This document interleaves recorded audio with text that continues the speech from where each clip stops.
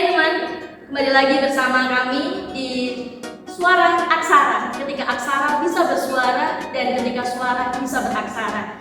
Dan seperti biasa di hari Selasa ini kita ada segmen Ruang Podcast. Dan Ruang Podcast kali ini kita kedatangan tamu yang sangat spesial sekali, yaitu Mas Adi. Tepuk tangan ya tadi.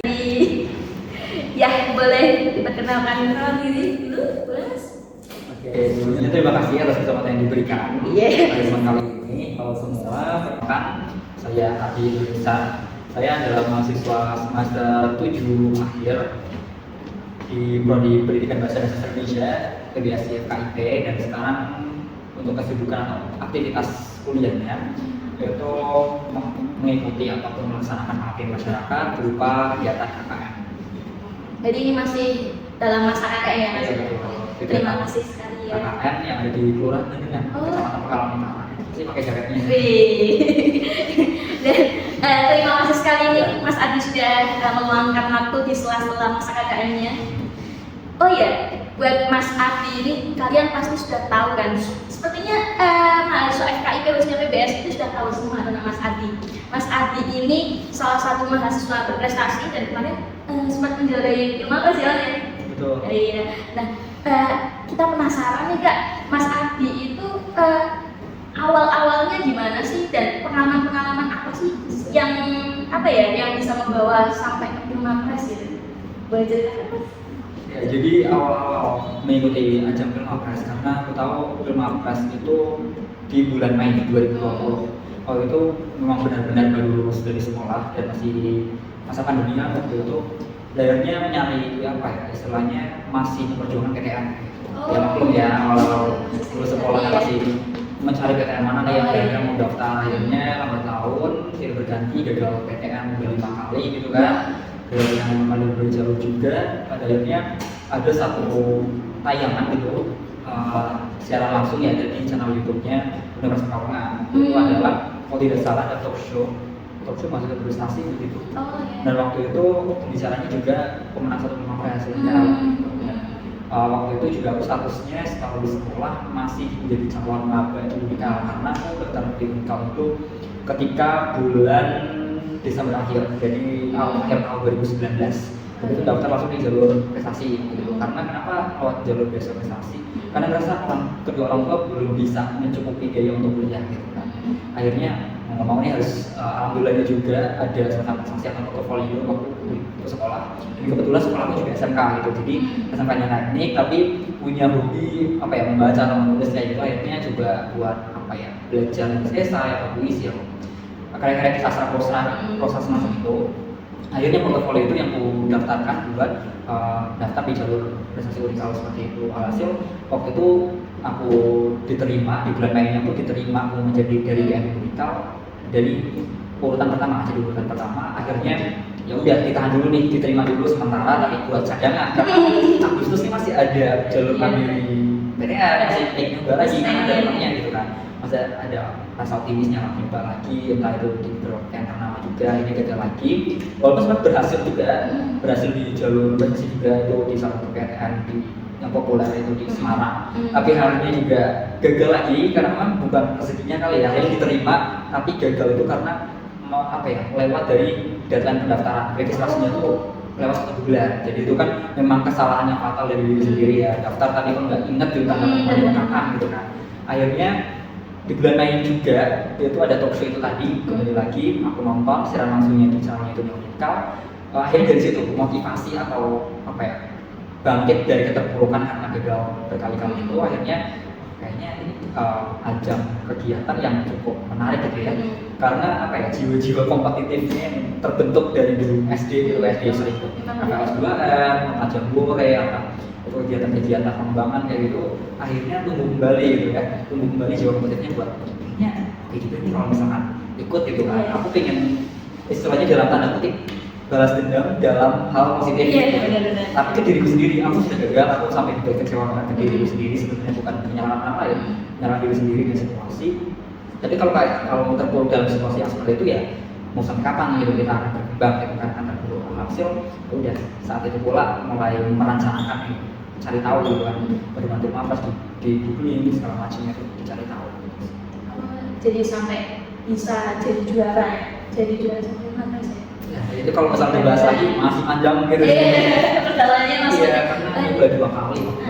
Berarti juara Pilmapres ini berasal dari kegagalan ya Mas? Betul. Berasal dari kekecewaan, dari kegagalan gitu ya. Berarti untuk maba-maba ya yang masih belum move on dengan PTN, terus akhirnya mau gak mau ke Unikal, ternyata ini loh, walaupun tadinya gagal, tadinya kecewa, bisa seperti ini gitu ya. Nah sekarang setelah Pilmapres itu kan ada sepertinya pengalaman-pengalaman yang tadi masih banyak ini yang bisa kita ulik bersama-sama. Nah setelah tadi Pilmapres sepertinya ada debat juga ya Mas ya.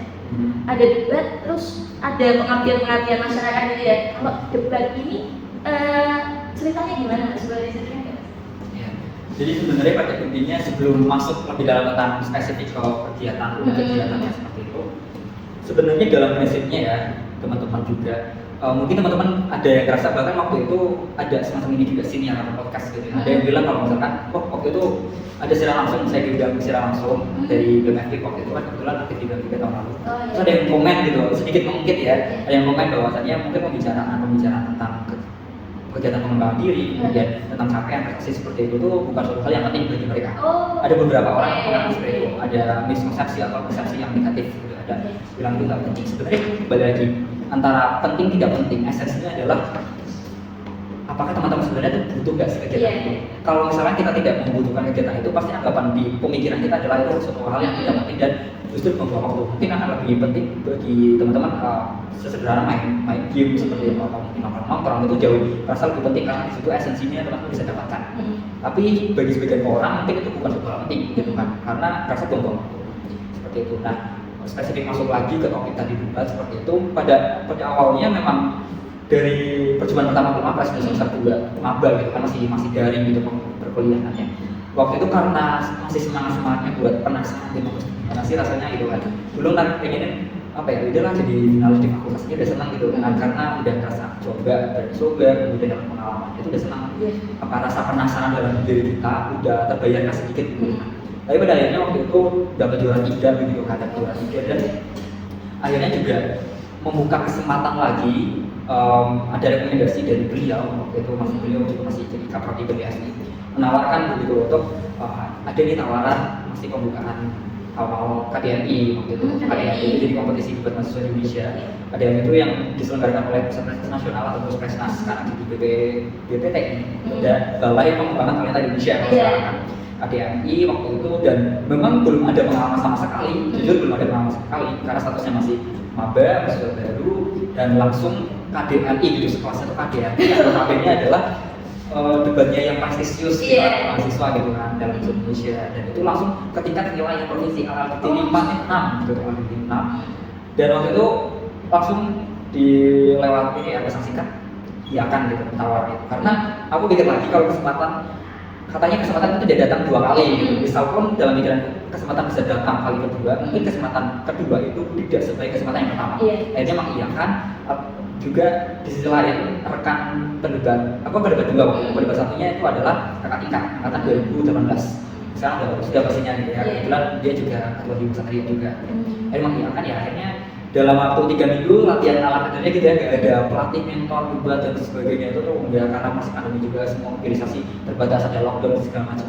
Ya udah latihan berdasarkan video-video yang ada di tahun sebelumnya, kemudian mengembangkan musik sendiri.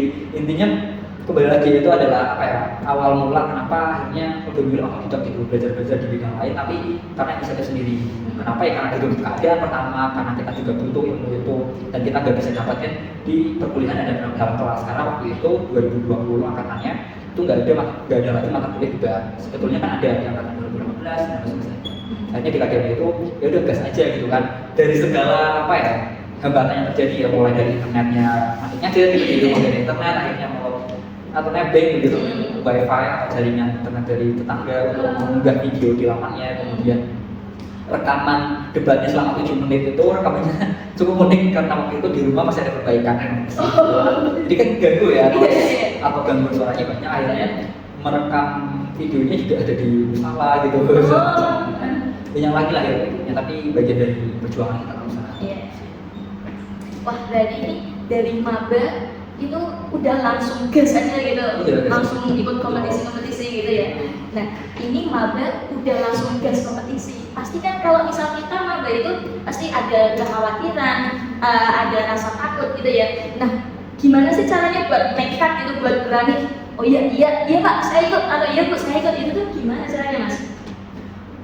Sebenarnya kalau ya memang kembali lagi sih, kalau misalkan PR-nya dalam diri kita masih merasa oh kita minder gitu, kita nggak bisa karena mungkin kemampuanku masih seperti ini, aku nggak bisa karena ini kan itu. Kalau misal PR besar dalam diri kita tuh masih begitu besar, ya memang itu PR-nya dalam diri kita, gimana caranya buat kita menemukan bisa menembus dari apa, menyelesaikan atau menembus dari batasan dari diri kita. Misalnya kita minder, kita tidak percaya diri, kita insecure gitu.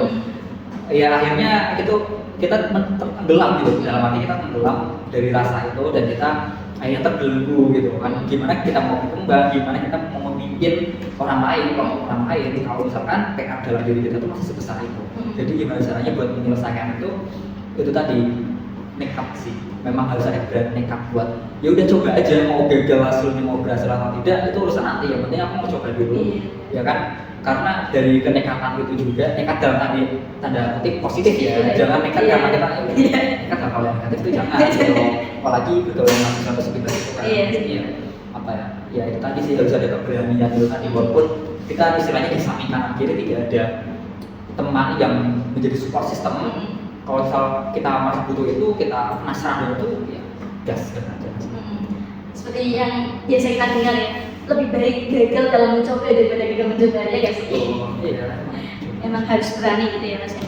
Tapi kalau misal ikut kompetisi udah berani ikut kompetisi, tapi ternyata kalah gitu, kan pasti ada kekecewaan, terus pasti ada pasti kekecewaan itu bisa jadi berujung pada putus asa gitu.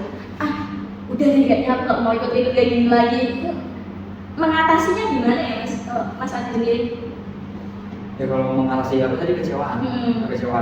Itu tadi sih, mengatasi kecewaan kuncinya satu, kita sebagai manusia memang berhak untuk berencana sebaik mungkin, rencananya sebaik mungkin, setinggi mungkin, tapi kembali yang menentukan hasilnya adalah Allah yang Subhanahu wa Ta'ala, Tuhan Yang Maha Esa yang akan menentukan hasilnya seperti apa. Jadi kita sebagai manusia selain merencanakan juga harus tahu gitu komposisinya, kemampuan kita sebagaimana, maka harapan kita sebagaimana gitu ya. Bukan jangan sih, sebaiknya apa ya, alangkah lebih baiknya juga memberikan ekspektasi yang tidak terlalu tinggi begitu, karena ketika kita menaruh ekspektasi yang terlalu tinggi itu bisa menjadi apa ya, semacam tunas kekecewaan yang akan muncul dalam diri kita makanya bisa saja kecewa gitu, bukan bisa saja, mungkin memang apa ya, lebih banyak presentasinya bakal kecewa gitu kan, daripada kita bakal berhasil dan senang gitu, karena itu tadi harapan kita, ekspektasi kita terlalu tinggi. Alangkah lebih baiknya kalau misalkan kita kemampuan kita sampai sini, maka harapan kita ya ala kadarnya gitu. Kalau yang saya terapkan sejauh ini adalah kemampuan saya misalkan sudah pada tahap A gitu, misalkan udah kemampuan yang tinggi gitu ya, misal A, berarti ekspektasi atau harapannya pun saya berikan ya udahlah, saya istilahnya legowo ikhlas aja. Jadi ekspektasi yang spesifik, saya harus juara nih, saya harus jadi yang terbaik, saya harus divalidasi atau diakui atau diapresiasi oleh orang, itu nggak perlu. Jadi kayak udah hasil udah bisa segini, hasilnya lillahi ta'ala aja, tawakal ikhtiar gitu aja ya, dan ya udah gitu, istilahnya kayak legowo aja sih. Mau hasilnya berhasil atau tidak itu menjadi bahan evaluasi dalam diri kita dan menjadi langkah baru ke depan untuk menjadi lebih baik. Jadi kuncinya adalah harus mengatur ekspektasi kita ya, ekspektasi kita yang harus realistis atas usaha kita, realistis atas kemampuan kita gitu ya. Nah, kan ini Mas Adi ini udah banyak apa ya, organisasi, udah banyak acara-acara atau program-program di luar kampus gitu ya. Nah, itu gimana sih cara mengatur waktunya Mas? Kok kayaknya aku kalau melihat Mas Adi itu kayak tiba-tiba juara ini, ikut ini, kayak berlari terus gitu. Nah, itu ngatur waktunya gimana ya Mas, biar bisa seimbang juga antara di perkuliahan gitu, di organisasi lain gitu, gimana Mas?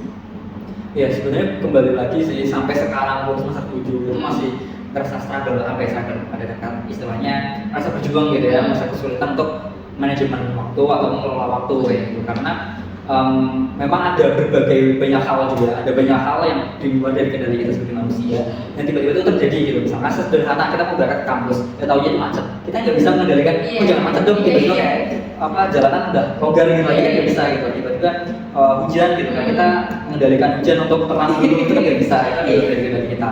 Tapi sekarang itu masih berjuang. Tapi yang paling penting adalah satu perencanaan.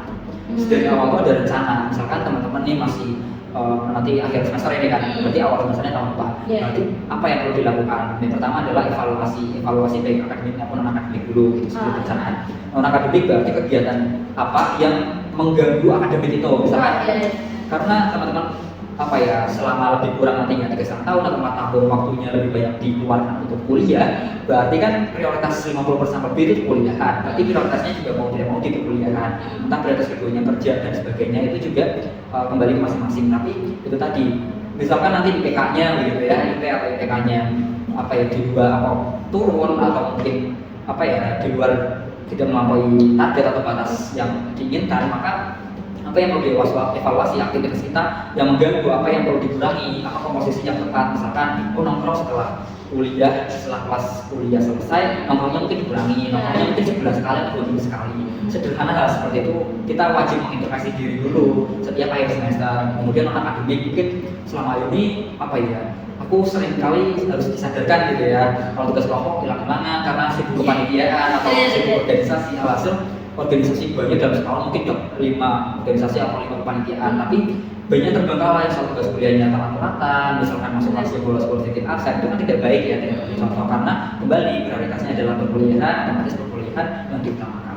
Setelah itu selesai evaluasi dari akademik dan akademik, maka lanjutnya adalah perencanaan yang bisa melakukan biasanya dalam waktu jangka pendek, jangka menengah dan jangka panjang. Jangka pendek kita seminggu ini mau ngapain aja sih? Kita daftarin dulu misalkan, ya kita misalkan emang liburan gak jam apa gitu kan, ya udah kita santai aja, tapi santai dalam artian kita ada produktivitas lah dalam sehari, mau ngerjain apa sih, misalkan mau scrolling medsos gitu juga. Tapi kalau misalkan waktunya dibuang hanya scrolling medsos, sebenarnya sia-sia ya, maksudnya kalau misalkan kecuali kita menjadi afiliasi dari apa ya, jual beli daring seperti itu ya kan, menjadi e-commerce, afiliasi ataupun kita punya digital campaign, itu hal positif yang bisa kita kembangkan walaupun hanya dalam kamar misalkan.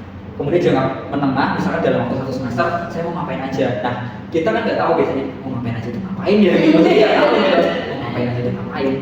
Sederhana, tanya ke diri sendiri deh. Sebenarnya apa sih yang kita inginin selama kuliah? Apa yang ingin? Misalkan aku sama kuliah pengen ikutan HDKM. HDKM itu programnya banyak banget.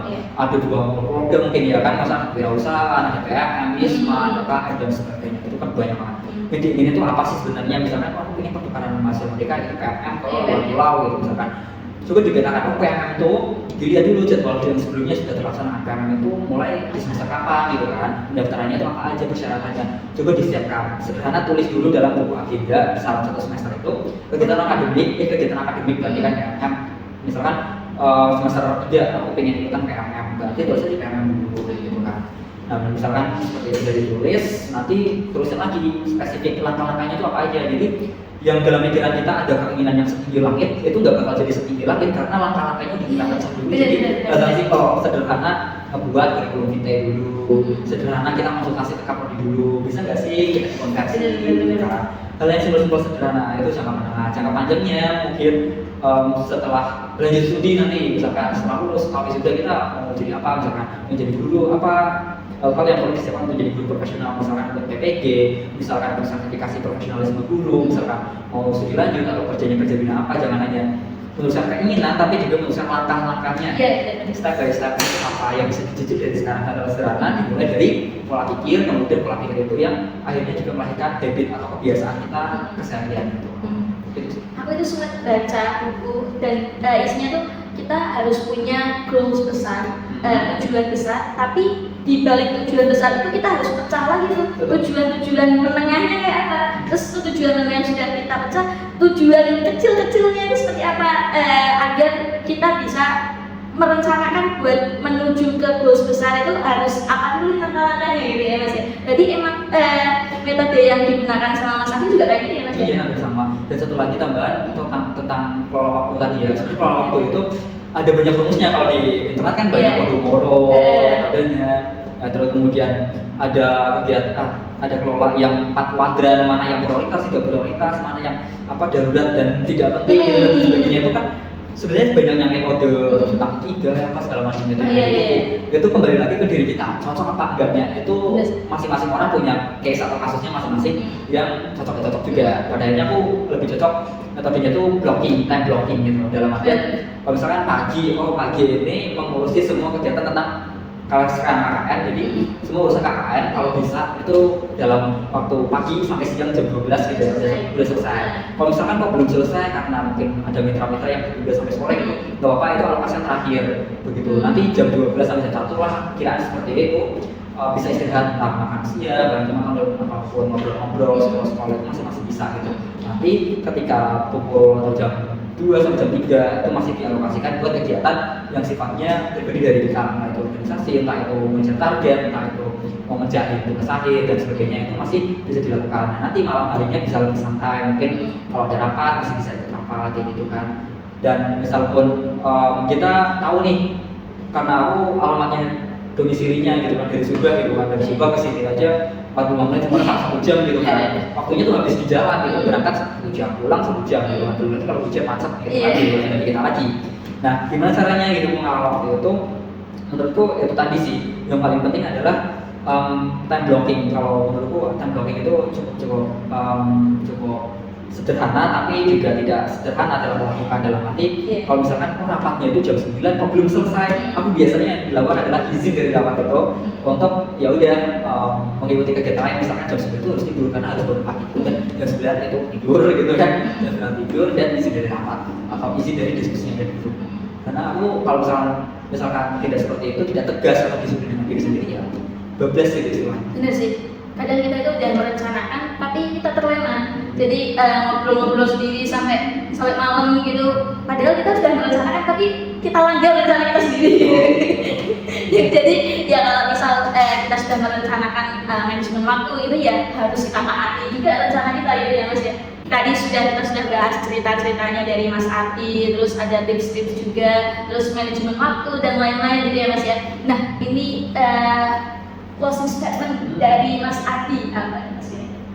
Closing statement dari aku pribadi, pernyataan penutupnya adalah teruntuk untuk teman-teman khususnya mahasiswa begitu, kita boleh saja bergaulan bebas di kampus, tapi yang menjadi catatan adalah kita jangan terbuai dengan atmosfer ataupun kehidupan kampus yang benar-benar ya kita santai gitu ya. Karena kembali kampus ataupun perkuliahan anggaplah itu sebagai kanvas putih yang mana kita punya hak sepenuhnya sebagai pelukis untuk bisa menorehkan cat apapun warnanya di dalam kanvas putih itu, untuk kita lukis seindah mungkin, sekreatif mungkin, dan akhirnya nanti hasil akhirnya cat warna itu adalah pengalaman ataupun capaian-capaian yang teman-teman dapatkan selama kuliah, yang akhirnya teman-teman bisa pamerkan kanvas itu untuk minimal untuk diri teman-teman, untuk kebanggaan keluarga, kebanggaan orang tua.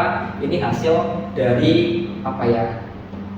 kawah candra di muka kita selama kuliah, selama proses, untuk menjadi kebanggaan dan syukur-syukur menjadi manifestasi untuk akselerasi karir kerja kita. Karena kuliah pastinya untuk apa? Untuk bekerja, terutama karena bekerja, mungkin untuk kegiatan-kegiatan yang lain setelah kuliah itu hal yang penting. Jadi jangan terbuai dengan kehidupan kampus, karena sejatinya apapun yang nanti didapatkan setelah lulus dari kuliah ataupun keesokan harinya, itu teman-teman sendiri akan merasakan manfaatnya. Karena satu lagi, moto hidupku adalah berproses dalam diam, berbicara dalam hasil.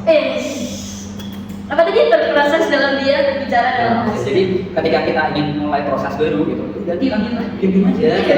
Kita tetap minta bantuan orang lain, teman-teman dekat aja tahu gitu. Orang lain nggak perlu kita pamerin ke media sosial seperti itu untuk mencari validasi, mencari pengakuan dari orang lain. Oh kita hebat, kita apa? Itu nggak perlu. Kita berproses saja, diam-diam, kalau gagal ya mulai lagi. Tiba-tiba ada hasilnya pecah gitu kan, orang tiba-tiba tahu hasilnya kayak gimana. Bener nikah ya. Tiba-tiba berbicara dalam hasil, setelah itu kita presentasikan. Oh hasilnya seperti ini, prosesnya dilalui seperti ini. Manfaatnya apa untuk orang lain? Minimalnya orangnya bisa terinspirasi untuk punya semangat yang sama. Misal nih ada teman-teman yang mau ngobrol-ngobrol sama Mas Adi apa lewat apa namanya kayak lewat chat atau lewat DM gitu, kira-kira bisa menghubungi kemana nih Mas ya? Boleh nggak nih spill IG-nya Mas? Oke, boleh. Sebenarnya kalau jarang-jarang ya saya di-spill, kita di-spill IG gitu. Jarang banget. Bahkan kalau misalnya diundang jadi pembicara di seminar atau profil gitu, jarang sih yang kita spill IG-nya apa gitu. Itu jarang banget sih. Ini boleh nggak nih? Iya, nama penggunanya ya, Iya. KHD, KHSAM. Oke, Oke, kita itu kalau misalkan teman-teman mau diikuti monggo, kalau misalnya nggak diikuti ya tidak apa-apa sama sekali.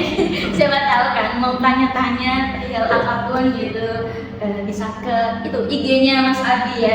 Itu dia podcast kami, podcast ruang podcast dari Suara Aksara.